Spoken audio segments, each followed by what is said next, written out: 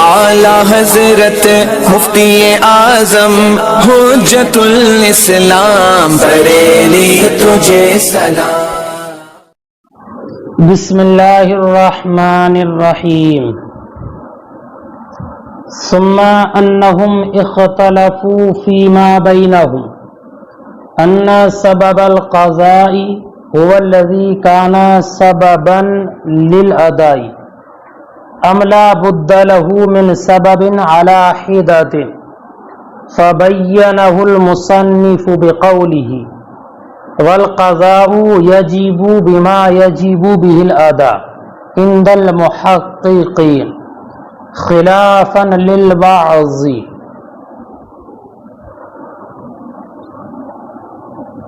ادا اور قضا کا ما قبل میں ذکر فرمایا،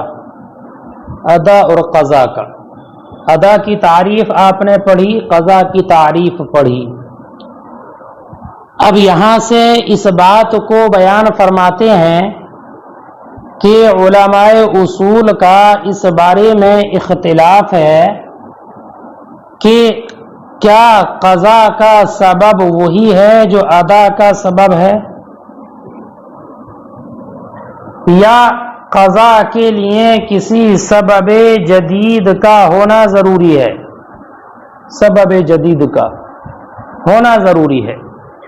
تو اس بارے میں علماء احناف میں سے محققین کا اور حنابلہ اور بعض شوافع کا مذہب یہ ہے کہ قضا کا سبب وہی ہے جو ادا کا سبب ہے، یعنی ادا کے واجب ہونے کا جو سبب ہے، قضا واجب ہونے کا سبب بھی وہی ہے، قضا واجب ہونے کا سبب بھی وہی ہے، الگ الگ نہیں ہے۔ اور ہمارے عراقی مشائخ اور عام اصحاب شوافع کا مذہب یہ ہے کہ قضا کے واجب ہونے کے لیے سبب جدید کا ہونا ضروری ہے ادا کے سبب کے علاوہ۔ تو سبب ادا کے علاوہ سبب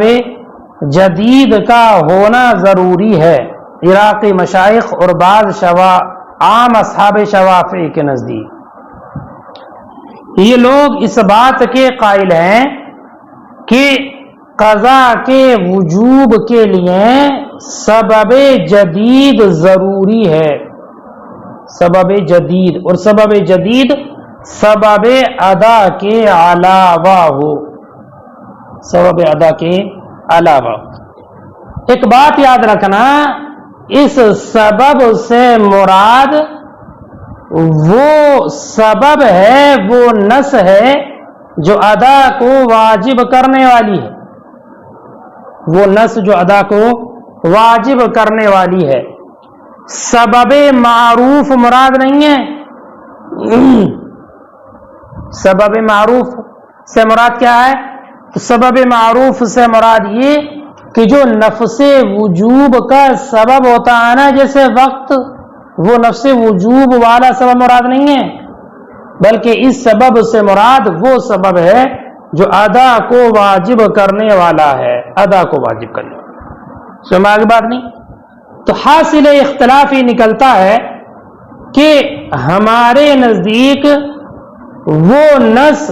جو ادا کو واجب کرنے والی ہے بعینہ، وہی نص قضا کو بھی واجب کرنے والی ہے، قضا کو بھی واجب کرنے والی ہے۔ مثلا نماز کے وجوب ادا کا سبب اللہ تعالی کا ارشاد عالی اقیموا الصلاۃ،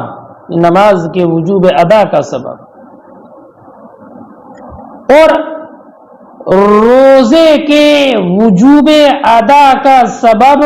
ارشاد مبارک کتب علیکم الصیام، کتب علیکم الصیام، بات سمجھیے نہیں،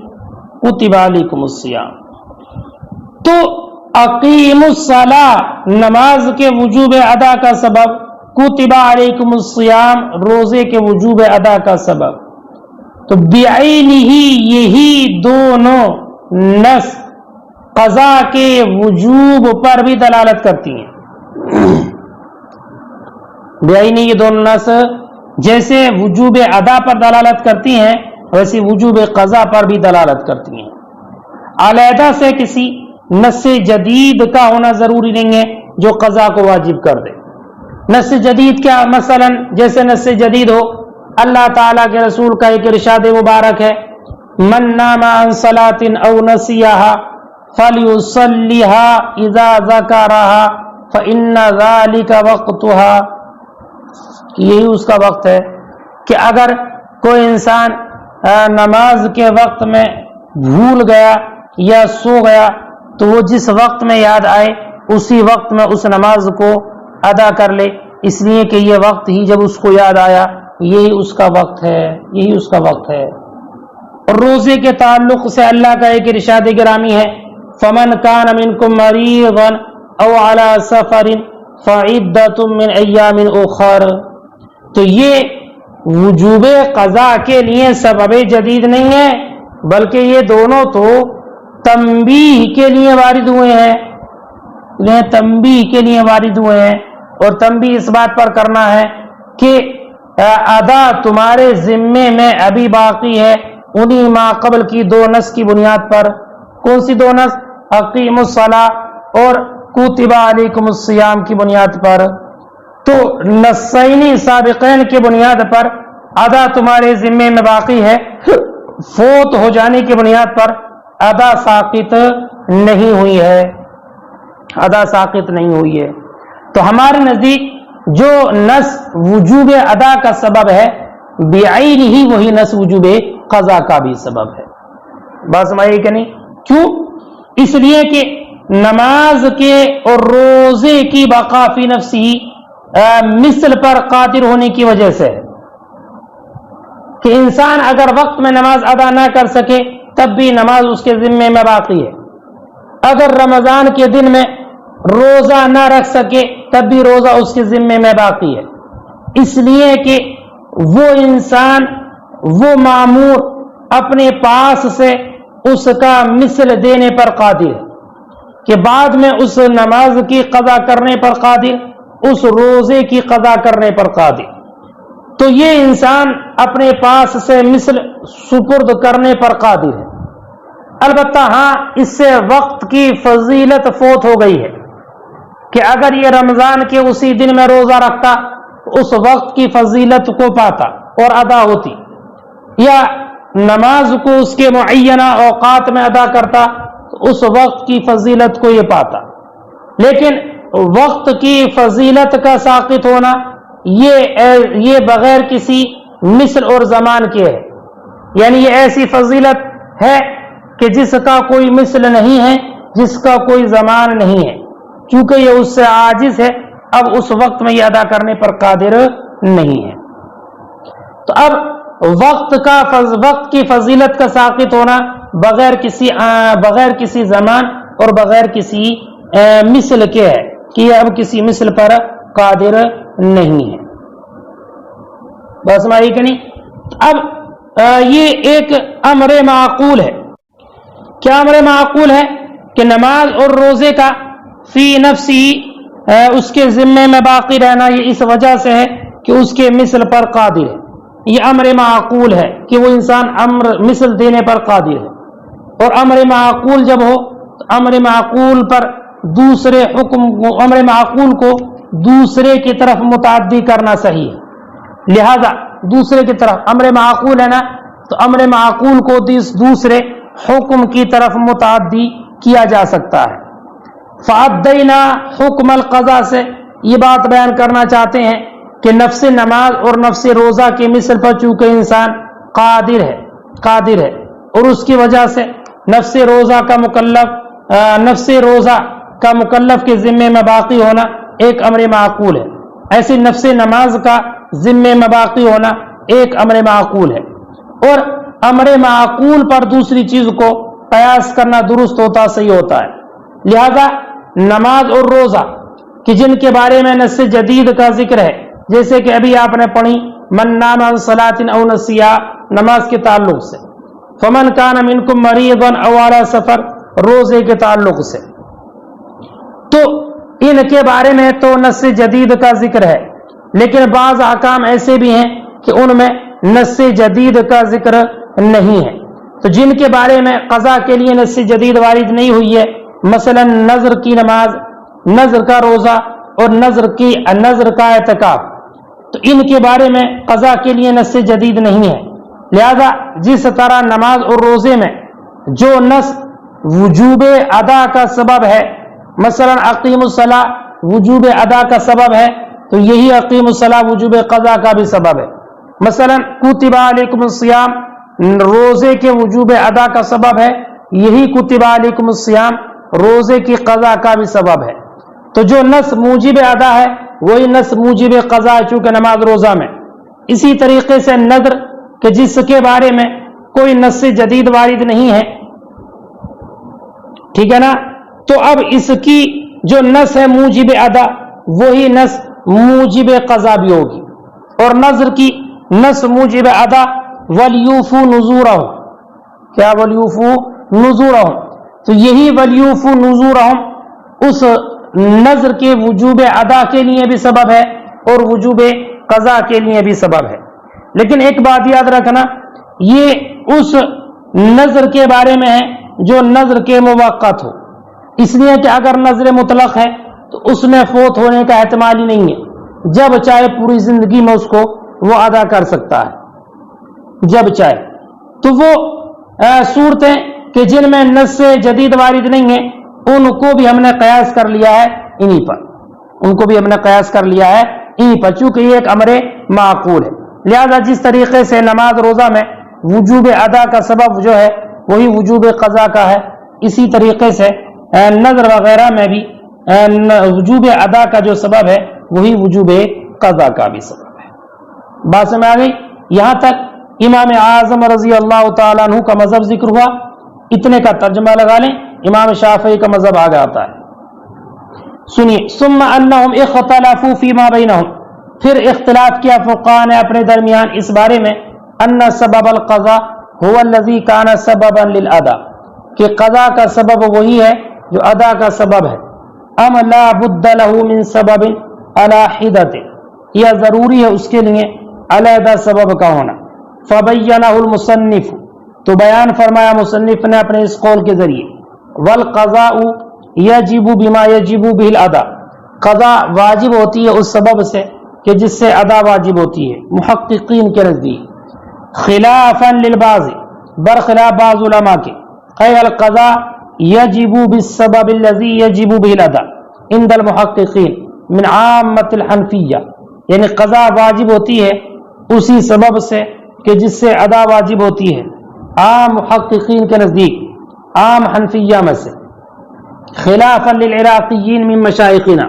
برخلاف ہمارے عراقی مشائخ کے، وعامت اصحاب الشافعی، اور عام اصحاب شوافع کے، فإنہم یقولون، کہ وہ کہتے ہیں، لا بد للقضاء من سبب جدید، ضروری ہے قضا کے لیے سبب جدید کا ہونا، سوا سبب الادا، سبب ادا کے علاوہ، والمراد بهذا السبب النص الموجب للادا، اور مراد اس سبب سے وہ نص ہے جو ادا کو واجب کرنے والی ہے، لس سبب المعروف، سبب معروف یعنی وہ سبب جو نفس وجوب کو ثابت کرنے والا ہے وہ نہیں، آنی الوقت، وحاصل الخلاف یرجع الى ان عندنا، اور حاصل اختلاف اس طرف لوٹتا ہے کہ ہمارے نزدیک النص الموجب للادا، وہ نص جو ادا کو واجب کرنے والی ہے، وہو قولہ تعالی، اور وہ اللہ تعالیٰ کا ارشاد اقیم الصلاۃ، وقولہ تعالی، اور دوسرا ارشاد کتب علیکم الصیام، دال بعینہ علی وجوب القضاء، یہ بعینہ وجوب قضا پر دلالت کرتے ہیں، لا حاجت الی نص جدید، کسی نص جدید کی حاجت نہیں ہے، یوجب القضاء، جو قضا کو واجب کرے، وہو قولہ علیہ السلام، اور وہ نص جدید یہ نبی اکرم کا ارشاد گرامی، من نام عن صلاۃ او نسیها فلیصلیها اذا ذکرها فان ذلک وقتها، یہ پوری حدیث پاک ہے کہ جو انسان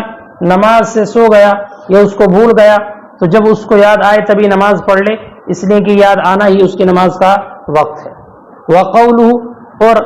اللہ کا ارشاد، فمن کان منکم مریضا او علی سفر فعدۃ من ایام اخر، کہ تم میں سے جو انسان مریض ہو یا سفر پر ہو تو وہ اتنے روزے دوسرے دنوں میں رکھے، تو اس نص جدید کی حاجت نہیں ہے۔ بل انما وردا للتنبیہ، بلکہ یہ دونوں تو وارد ہوئے ہیں تنبیہ کے لیے، اس بات پر الا ان الادا باقی فی ذمتکم، کہ ادا تمہارے ذمے میں باقی ہے، بالنصین السابقین، سابقہ دونوں نص کی بنیاد پر، لم یسقط بالفوات، سابقہ دونوں نص سمجھنے نا، وہی دونوں نص جو ادا کو واجب کرنے والی ہیں، اقیم الصلاۃ اور کتب علیکم الصیام، وہ فوت ہونے سے ساقط نہیں ہوا ہے۔ کیوں؟ لأن بقاء الصلاۃ والصوم فی نفسہ للقدرۃ علی مثل من عندی، اس لیے کہ نفس نماز اور نفس روزہ کا باقی ہونا اس کے مثل پر قادر ہونے کی وجہ سے ہے۔ وسقوط فاضل الوقت، اور وقت کی فضیلت کا ساقط ہونا، لا الی مثل و زمان، بغیر کسی مثل اور زمان کے ہے، للعاجز عنہ، اس سے قادر ہونے کی وجہ سے۔ امر معقول فی نفسی، اور یہ فی نفسی امر معقول ہے، کیا انا کی خبر ہے یہ کہ نماز کا اور روزے کا فی نفسی باقی ہونا ذمے میں اس سے مثل پر قادر ہونے کی وجہ سے، یہ فی نفسی امر معقول ہے، اور امر معقول پر دوسرے حکم کو قیاس کرنا صحیح ہے۔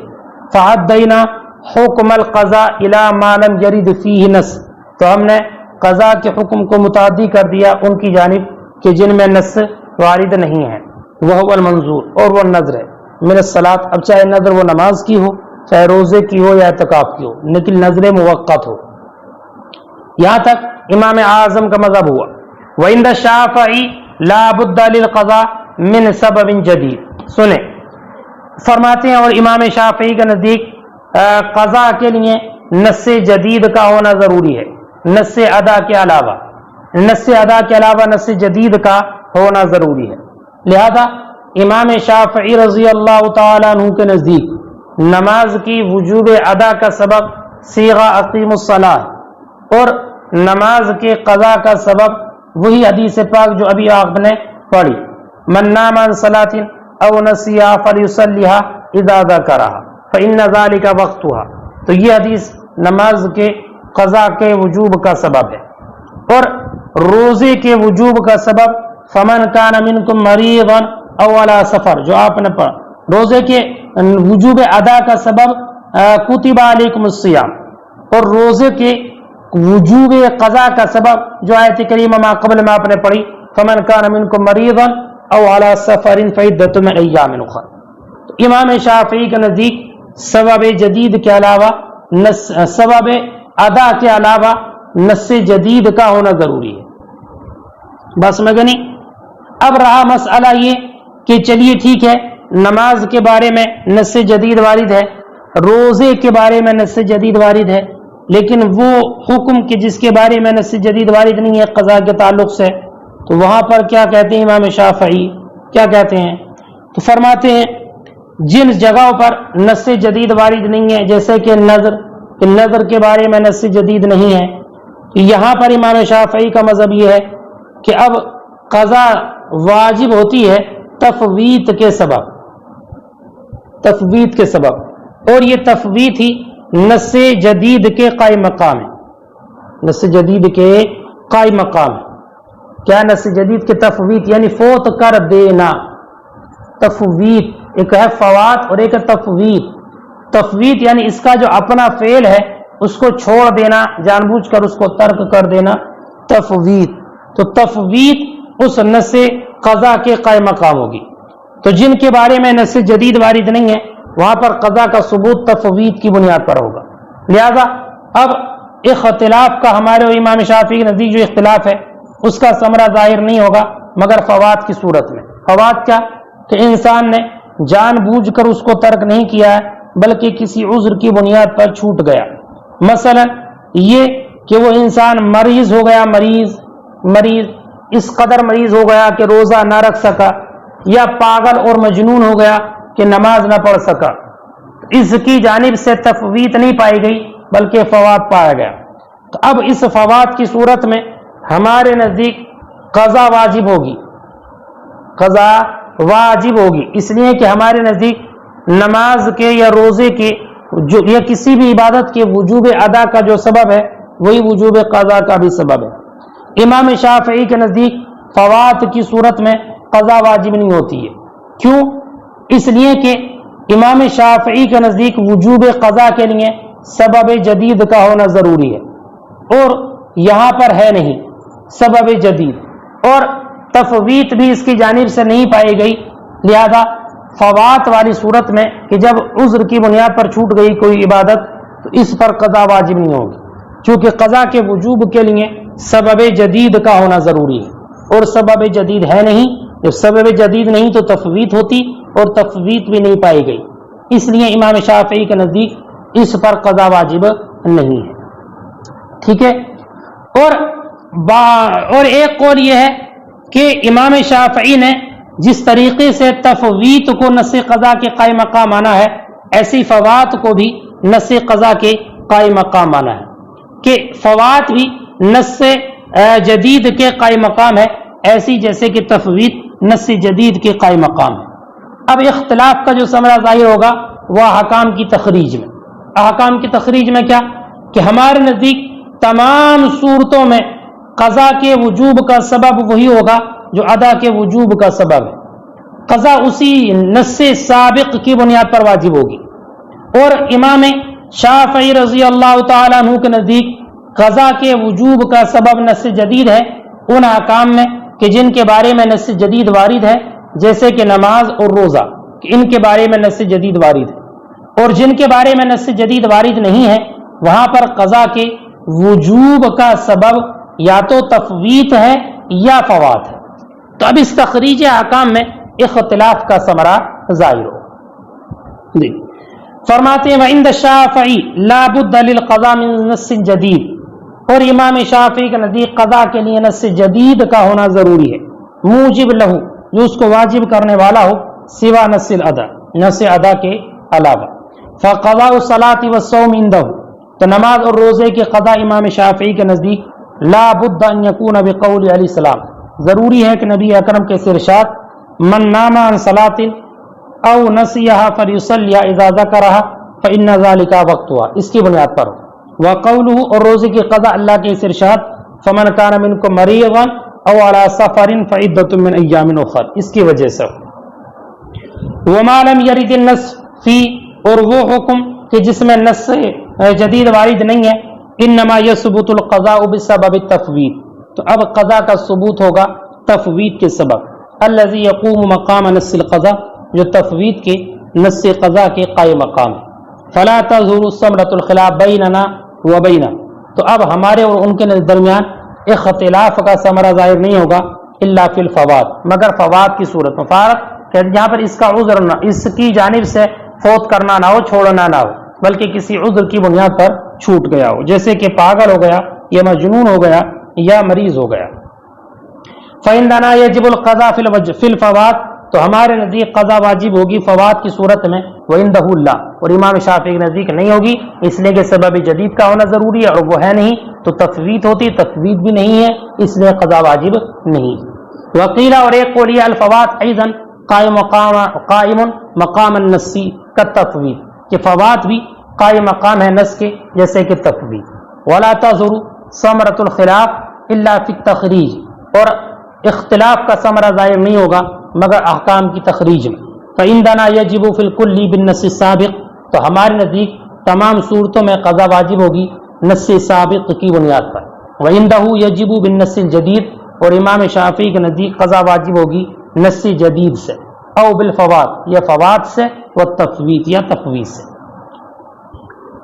وقضاء الحضر فی السفر 4 رکعات، سنیں اور یہاں سے مصنف نے کچھ مسئلے ایسے پیش کیے ہیں کہ جو ہمارے مذہب کی تائید کرتے ہیں، اور کچھ مسئلے وہ ہیں جو امام شافعی کے مذہب کی تائید کرتے ہیں۔ لہذا 2 مسئلے ایسے جو احناف کے مذہب کی تائید کرتے ہیں، ان میں سے پہلا مسئلہ یہ ہے کہ اگر کسی انسان کی حضر اور اقامت کے زمانے کی 4 رکعت والی نمازیں چھوٹ گئیں، جیسے ظہر، عصر وغیرہ، اور ان نمازوں کو وہ سفر کی حالت میں قضا کرنا چاہتا ہے تو وہ نمازیں 4 رکعت ہی قضا کرے گا، 4 رکعت ہی قضا کرے گا، حالانکہ سفر میں 4 رکعت والی نماز 2 ہو جاتی ہے۔ یا پس اگر قضا سبب جدید کی وجہ سے واجب ہوتی تو سفر میں 2 رکعت نماز واجب ہوتی، حالانکہ 2 رکعت واجب نہیں ہوتی بلکہ 4 ہی واجب ہوتی ہے۔ اس سے معلوم ہوتا ہے کہ سفر کی حالت میں قضا کا سبب وہی ہے جو حضر کی حالت میں ادا کا سبب ہے۔ اگر سبب الگ ہوتا تو سفر میں 2 رکعت نماز ہوتی، 4 نہ ہوتی اگر قضا کر رہا ہے تو۔ اسی طریقے سے اگر کسی انسان کی سفر کی نمازیں 4 رکعت والی نمازیں چھوٹ گئیں، سفر میں 4 رکعت والی نمازیں، مثلا سفر میں گیا، ظہر عصر اور عشاء کی نمازیں قضا ہو گئیں اور گھر آ گیا، مقیم ہو گیا اور ان کو حالت حضر میں وہ قضا کرنا چاہتا ہے تو اب حکم یہ ہے کہ 2 رکعت ہی قضا کرے، 2 رکعت ہی قضا کرے، 4 نہیں۔ اس سے بھی یہ معلوم ہوا کہ قضا کسی سبب جدید کی وجہ سے واجب نہیں ہوئی ہے بلکہ اسی سبب کی وجہ سے واجب ہوئی ہے جو ادا کا سبب ہے۔ اگر قضا کا سبب الگ ہوتا تو اب جب کہ وہ حالت حضر میں ان نمازوں کی قضا کر رہا ہے جو سفر میں چھوٹی تھیں تو اب وہ نمازیں 4 رکعت پڑھنا ہوتی، 2 نہیں۔ ایک مسئلہ۔ دوسرا مسئلہ یہ ہے اگر کسی انسان کی جہری نماز، مثلا مغرب کی نماز، عشاء کی نماز، فجر کی نماز یہ قضا ہو گئی جہری نماز، اور وہ ان جہری نمازوں کی قضا دن میں کرنا چاہتا ہے، دن میں رات والی نمازیں دن میں قضا کرنا چاہتا ہے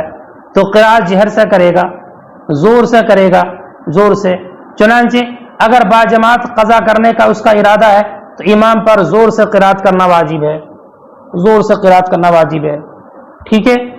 اور اگر قضا کرنے والا انسان تنہا اکیلا پڑھ رہا ہے تو بھی جہر سے پڑھنا افضل ہے، افضل، ٹھیک ہے، ایک صورت۔ اسی کی دوسری صورت یہ ہے کہ اگر کسی کی سری نمازیں قضا ہو گئی، مثلا ظہر اور عصر کی نماز چھوٹ گئی اور وہ ان کو رات میں قضا کرنا چاہتا ہے تو اگر امام کے ساتھ نماز پڑھ رہا ہے تو دونوں کے لیے آہستہ قرات کرنا واجب ہے، چاہے امام ہو چاہے تنہا ہو۔ تو یہ مسئلہ بھی اس بات کی تائید کرتا ہے کہ قضا کا سبب وہی ہے جو ادا کا سبب ہے، ورنہ تو رات کی نماز کو اگر دن میں قضا کرتا تو سرن واجب ہوتا پڑھنا، یا دن کی نماز کو اگر رات میں پڑھتا تو سر ہی واجب ہوتا اور وہاں پر جہر واجب ہوتا۔ اس سے بھی معلوم ہوا ہے کہ حالانکہ ایسا نہیں ہے تو اس بات کی تائید کرتا ہے کہ قضا کا سبب وہی ہے جو ادا کا سبب ہے، ٹھیک ہے۔ اور 2 مسئلے ایسے ہیں جو امام شافعی کے مذہب کی تائید کرتے ہیں۔ ان میں سے پہلا مسئلہ یہ ہے کہ ایک انسان جو قیام کرنے پر، رکوع کرنے پر، سجدے کرنے پر قادر نہیں تھا اور اس حالت میں اس کی نمازیں چھوٹ گئیں، یعنی قیام پر قادر نہیں تھا، رکوع پر قادر نہیں تھا، اس کی نمازیں چھوٹ گئیں، اب بعد میں وہ تندرست اور صحیح ہو گیا تو تندرستی کے زمانے میں ان نمازوں کو قضا کرنا چاہتا ہے تو اب صحت اور تندرستی کے طریقے پر قضا کرے گا، یعنی کھڑے ہو کر نمازیں پڑھے، رکوع کرے، سجدہ کرے، تندرستی کا جو طریقہ اس پر پڑھے، ٹھیک ہے۔ حالانکہ وہ نماز ایسی چھوٹی ہے کہ نہ وہ قیام پر قادر تھا، نہ رکوع پر قادر تھا، نہ کھڑے ہونے پر قادر تھا کسی اعتبار سے بھی۔ تو اس سے معلوم ہوا کہ قضا کا سبب الگ ہے، اس کے الگ ہے جو ادا کا سبب ہے۔ اگر وہی ہوتا جو ادا کا سبب ہے تو یہ اس نماز کو ویسے ہی ادا کرتا جیسی کہ قضا ہوئی تھی، کہ بغیر قیام کے، بغیر رکوع کے۔ دوسرا مسئلہ یہ ہے اگر کوئی بیمار شخص جو قیام وغیرہ پر قادر نہ ہو، تندرستی کی زمانے کی نمازیں قضا کرنا چاہتا ہے، یعنی بیمار ہے بہت زیادہ، قیام پر قادر نہیں ہے، اب وہ چاہتا ہے آخری مرض مبتلا ہے کہ کچھ نمازیں جو صحت کے زمانے کی چھوٹی ہیں ان کو قضا کر لے، تو اب یہ بیمار جب نماز پڑھے گا تو نماز کو اس طریقے سے پڑھے گا کہ نہ اس میں قیام کرے گا اور نہ رکوع قرات، نہ رکوع وغیرہ کرے گا چونکہ اس پر قادر ہی نہیں ہے، حالانکہ اس کی جو نمازیں چھوٹی ہوئی ہیں وہ اس حال میں چھوٹی ہوئی ہیں کہ اس وقت میں وہ قیام پر بھی قادر تھا اور رکوع پر بھی قادر تھا۔ تو اس سے بھی معلوم ہوتا ہے کہ قضا کا سبب الگ ہے، اگر بعینی ادا کا سبب جو ہے وہی قضا کا سبب بھی ہوتا تو اس کے لیے بیٹھ کر اشارے وغیرہ سے نماز پڑھنے کی اجازت نہ ہوتی۔ تو یہ 2 مسئلے ایسے ہیں جو امام شافعی کے مذہب کی تائید کرتے ہیں۔ وقضاء الحضر فی السفر 4 رکعات، اور حضر کی نمازوں کا سفر میں 4 رکعت قضا کرنا، اور سفر کی نمازوں کا حضر میں 2 رکعت قضا کرنا، اور جہری نمازوں کو رات میں جہر سے قرات کرنا، اور قضا سری نمازوں کا رات میں سرن قضا کرنا، یؤید ما ذکرنا، اس کی تائید کرتا ہے جو ہم نے ذکر کیا، اور صحیح کا قضا کرنا صلاۃ المرض، مرض کی نماز کو بعنوان الصحت، صحت کے عنوان سے، وقضاء المریض، اور مریض کا قضا کرنا صلاۃ الصحت، صحت کے زمانے کے نمازوں کو بعنوان المرض،